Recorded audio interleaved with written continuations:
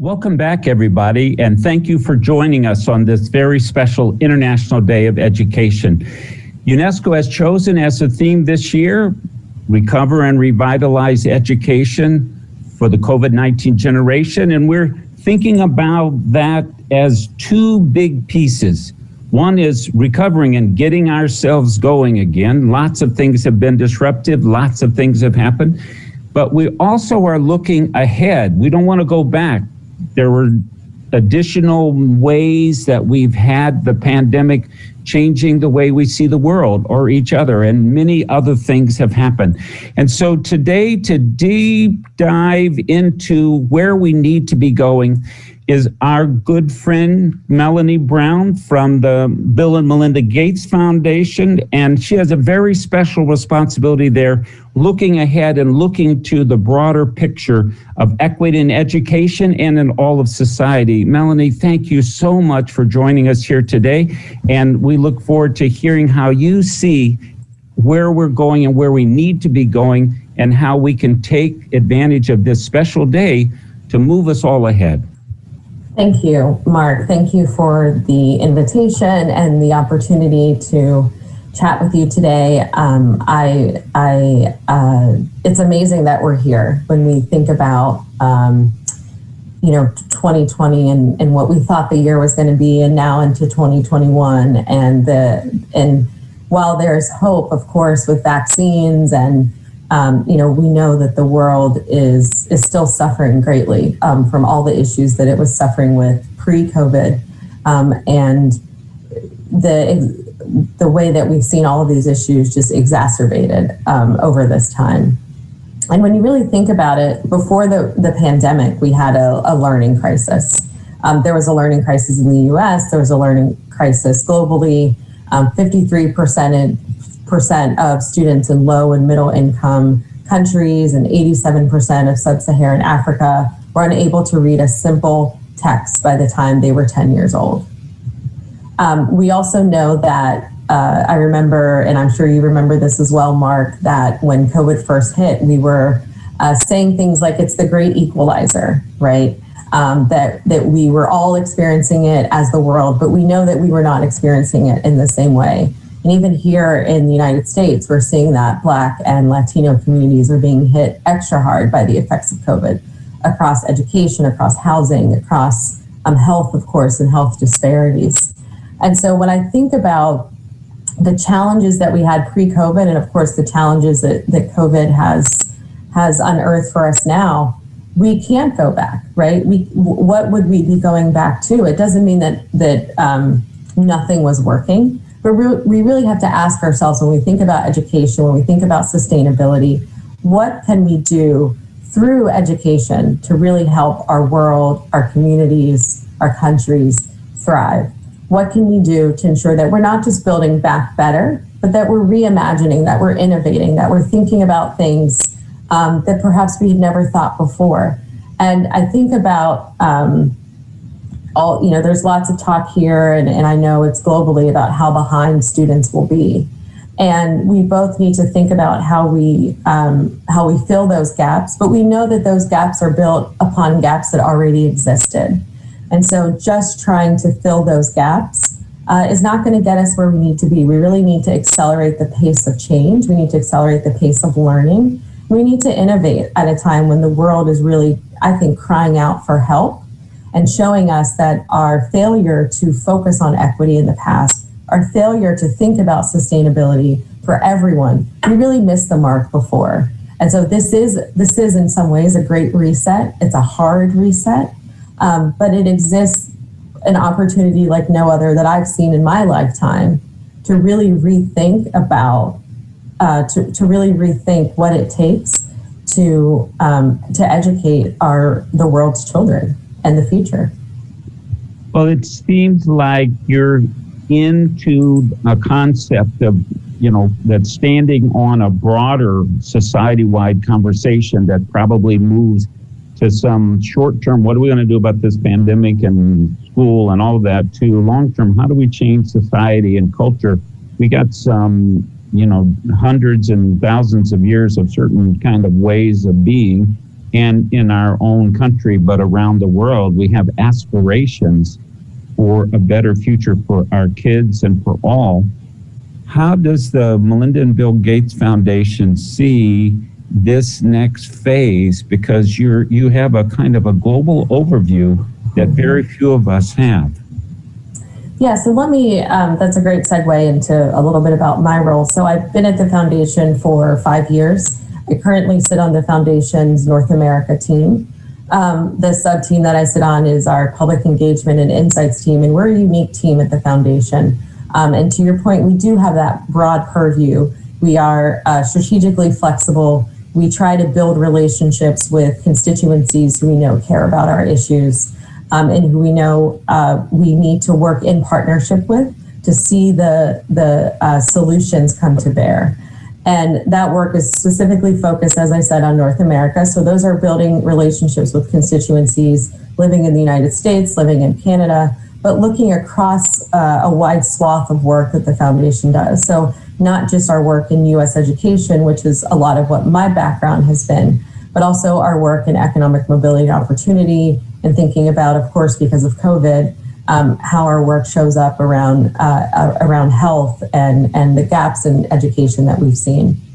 So what we've done early on in COVID at the foundation was really respond from an educational perspective to the moment. And so creating school reopening guidance when we thought that this was something that we would get through a little bit faster than it seems that we have, is really supporting districts and schools and state leaders to think about, how do they make the best decisions safely about when they reopen schools.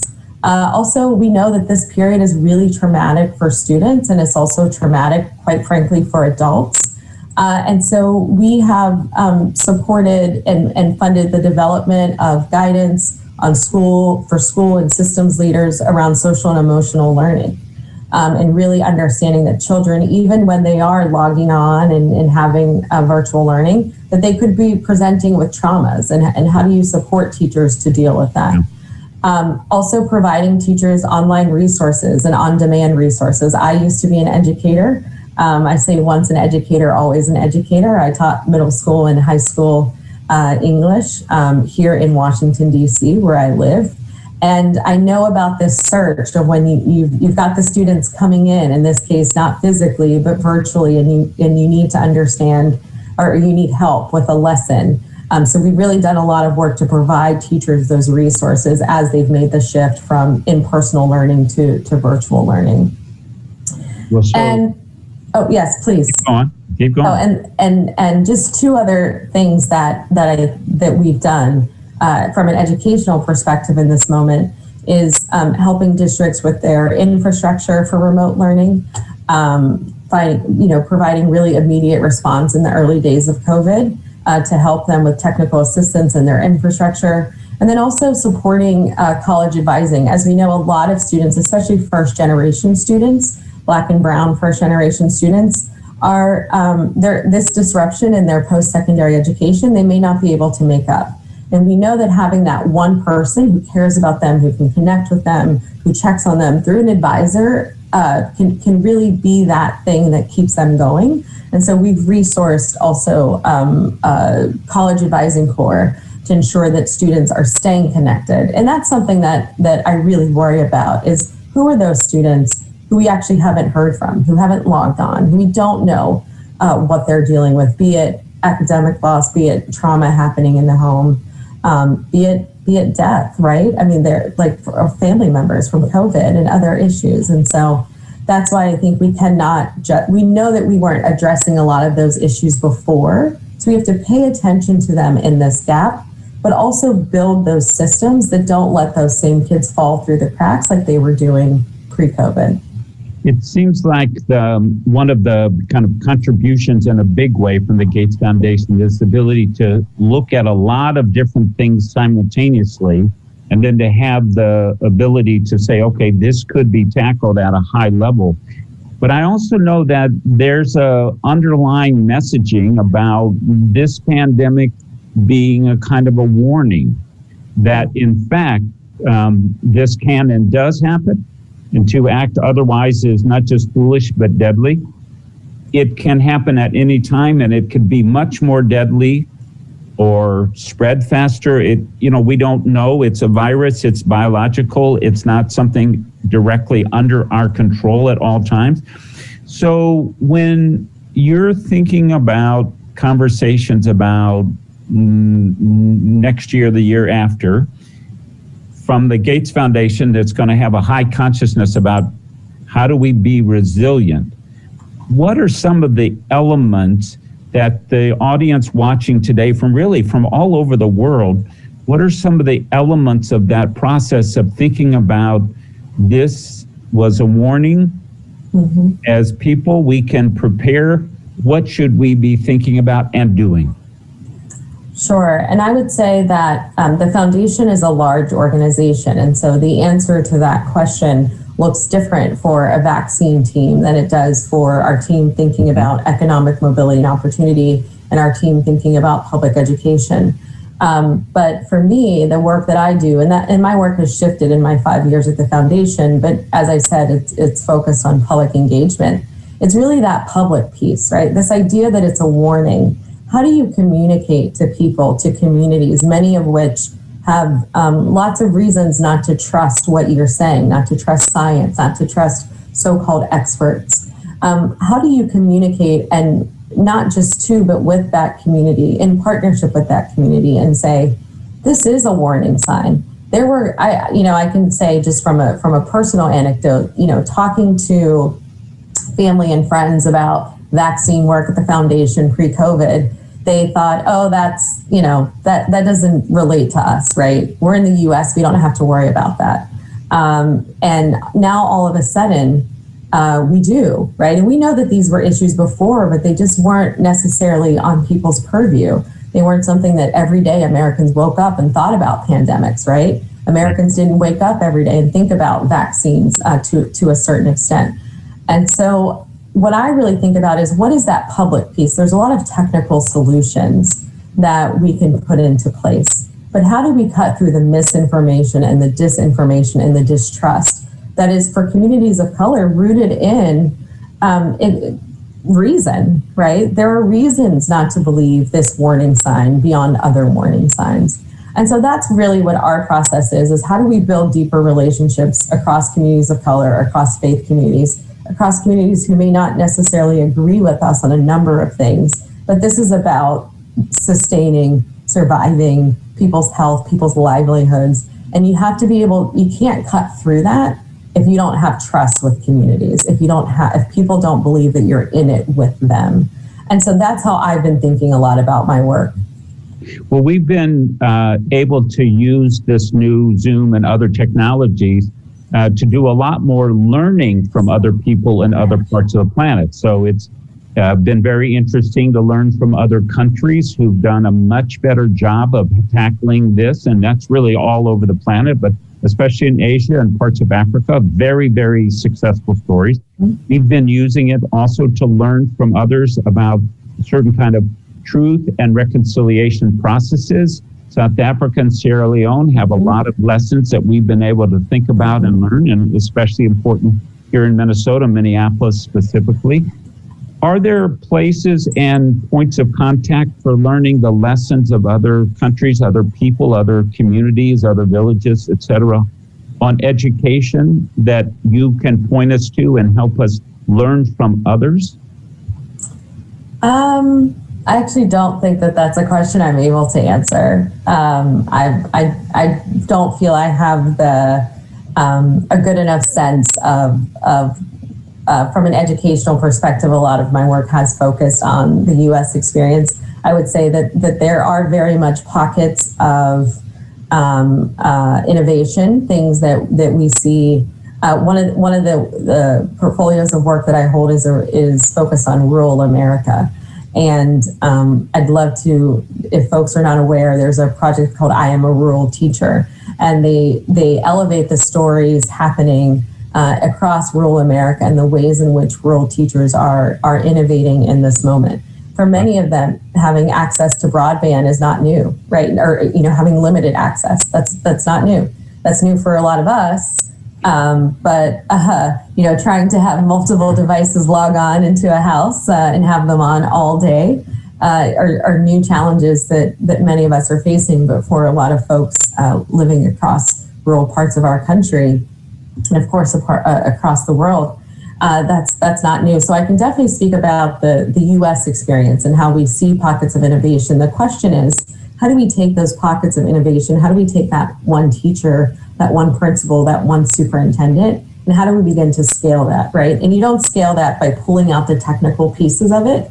It's understanding the technical pieces and then understanding the personal pieces, right? People have connections to places, to communities, to students. They know the people, they know what the needs are, they know how to speak with people. And how do we begin to do that? And that's very hard to do as a large institution, but that's where, our investments and our strategic investments in people who are the closest to the work. And as I said, I've been at Gates 5 years, I've been in philanthropy for 13 years. And one thing tried and true is that you invest in people who are closest to the problems, right? They see it firsthand. They know what it feels like. It doesn't mean that those of us who study it or who work on these issues don't have anything to offer, but it's that combination of the lived experience and the academic expertise, and of course the resources that allows us to begin to fully realize a lot of these solutions that I do think we have at hand. I don't think that there are, when I think about innovation, I don't necessarily think that we need completely new ideas. I think it's how do we take some of the things that we know work and perhaps push ourselves to have some of the conversations that we just haven't been willing to have in order to achieve what we actually know is right and needs to happen for all lives to have equal value. I mean, this is a very important perception and concept that you have. And I've been thinking about the ways that, I grew up in a small town. I think of myself as from rural America, and I think about education. Of course, my mother was a teacher. I trained to be a teacher. But the notion that we can share that information in new ways because we have, digital and we have Zoom and all of that, but also we are maybe more open to thinking, I could learn something from a rural community, or, hard conversations are hard conversations. Sometimes Zoom can bring us, if we've been to any family reunions, we might have noticed there were some conversations that should have happened maybe a few generations ago. But, I'm thinking about the ways that the workarounds that have been used for some things, and you were referencing now in your home, and I can speak for many people, who have the same experience. But for example, some kinds of exchanges are only possible for some percent or small percent of the population, some kind of travel and, et cetera.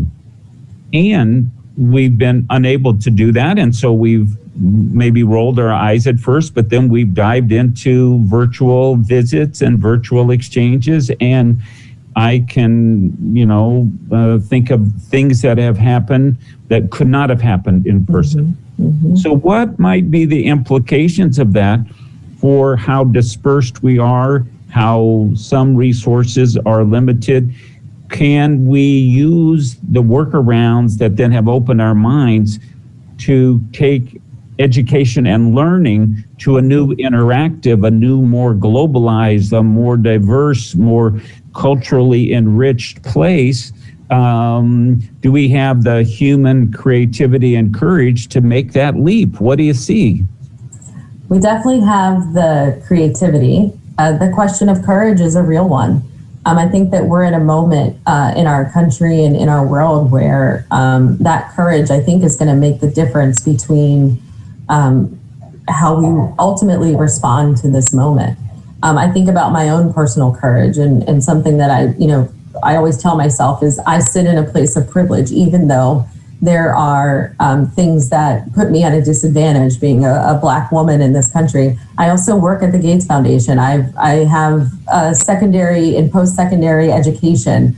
I live in the United States. Like, these are all things that give me privilege. And so having the courage to risk that privilege, to speak out when I see that things are not fair, that are not equal, is really what we need at this point.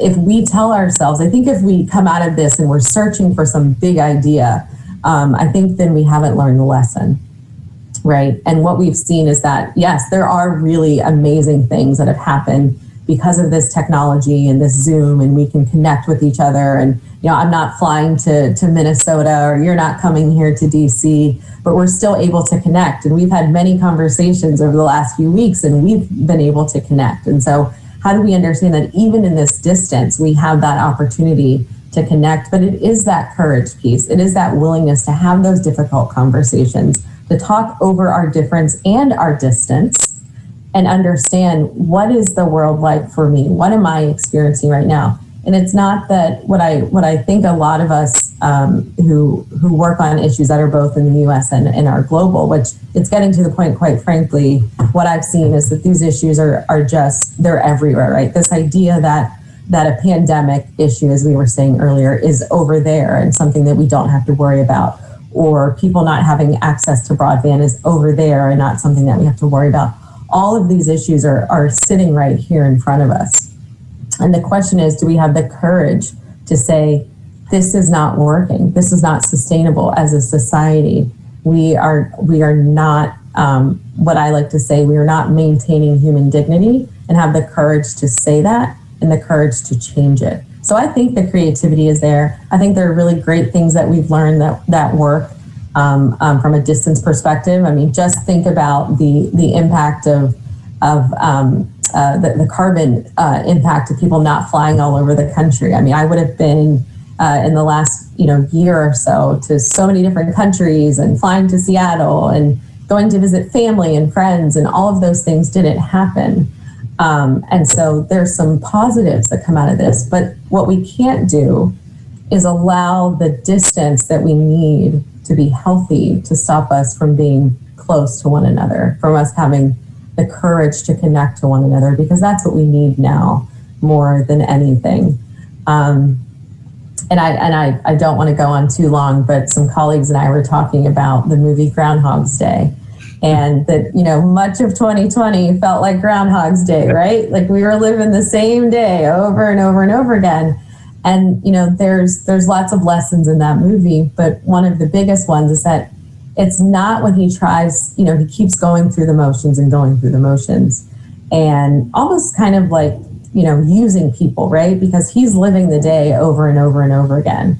But it's when he stops, it's when he makes connections, it's when he looks beyond himself that he's able to move on from that cycle of what for him is, like, quite frankly, hell, right? Yeah. Like nobody wants to live the same day over and over and over again. But it's when we have the courage to live the day differently, to connect with people differently, to have those courageous conversations about race, about inequality, about opportunity and access, that we get to move on. And I think we're at this period. It is a reset, but it won't be that reset if we stay in this pattern, if we don't have the courage to get out of this cycle and recognize that we are hurting as a community, as a country, as a world. I can't agree more. And I want to put an exclamation point about your inspiring us by your words, and inspiring us to think about the hardest thing, which is the courage, whether you're in politics or philanthropy or learning or educating or raising or whatever it is. You've helped us to see the things we have to keep in our minds as we go on, as we try to get ourselves out of Groundhog's Day. And you've inspired us to keep that in our mind through your example and through your words. Thank you so much for joining us here today on International Day of Education. Bye now.